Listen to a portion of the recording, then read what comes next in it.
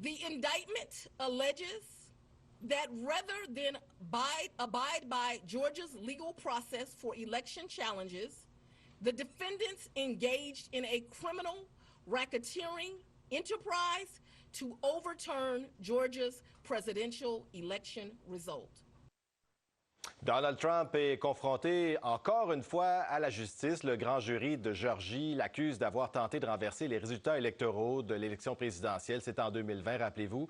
On en parle avec la spécialiste de la politique américaine à la chaire Raoul Dandurand de l'UQAM, Valérie Beaudoin. Bonjour, merci d'être avec nous ce matin. Bonjour. Alors, après 2 ans et demi d'enquête, la procureure Fani Willis, qui a invoqué notamment la loi sur l'extorsion et l'association de malfaiteurs, ça s'applique en général à la criminalité organisée. Quelle est la gravité des chefs d'accusation cette fois-ci? C'est assez grave parce que vraiment, si on est reconnu coupable avec cette loi-là, c'est un minimum, et c'est ça, c'est important de le comprendre, minimum 5 ans derrière les barreaux, pas de probation possible avec un maximum de 20 ans. Et oui, c'est vrai de le dire, c'est assez particulier. On a utilisé une loi qu'on peut appliquer pour la mafia. Pourquoi, dans ce cas-ci, on utilise cette loi-là? En fait, ce que j'en comprends, c'est que si je prends l'exemple de la mafia, parfois, c'est difficile d'atteindre la tête dirigeante, donc il y a les espèces de soldats plus bas qui vont faire certains actes criminels pour une autre personne. Et dans ce cas-ci, si on l'applique à Donald Trump, c'est comme si Donald Trump était peut-être à la tête de cette organisation et qu'il y avait des gens importants, des gens moins importants, qui finalement pouvaient poser des actes illégaux pour renverser le résultat de l'élection, bien sûr, en sa faveur, là, en Géorgie. Bon, il y a la procureure Fani Willis qui n'a pas l'intention de niaiser avec la POC, là, je vais vous dire ça comme ça. Elle pourrait recommander au juge un procès dans les 6 mois. C'est assez ambitieux comme objectif.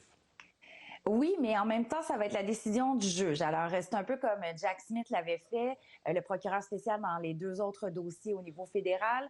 On veut un procès rapide. Pourquoi? Parce qu'on est bien conscient qu'on est en ce moment en période électorale. Alors, je pense qu'il y a cet élément-là qu'on peut pas mettre de côté, même si c'est assez particulier de poursuivre un ancien président, un candidat en ce moment, et 18 autres personnes qui ont aussi un statut, je dirais, social et politique important, peut-être pas pour la grande majorité, mais je pense, entre autres, on doit faire le procès à Mark Meadows, quand même l'ancien chef de cabinet de Donald Trump, Rudy Giuliani, l'ancien maire de New York, qui lui-même, et ça c'est un fait assez, je ne sais pas si c'est cocasse ou autre, a utilisé cette loi-là pour justement mettre derrière les barreaux à New York des membres de la mafia. Et là, on applique le même principe.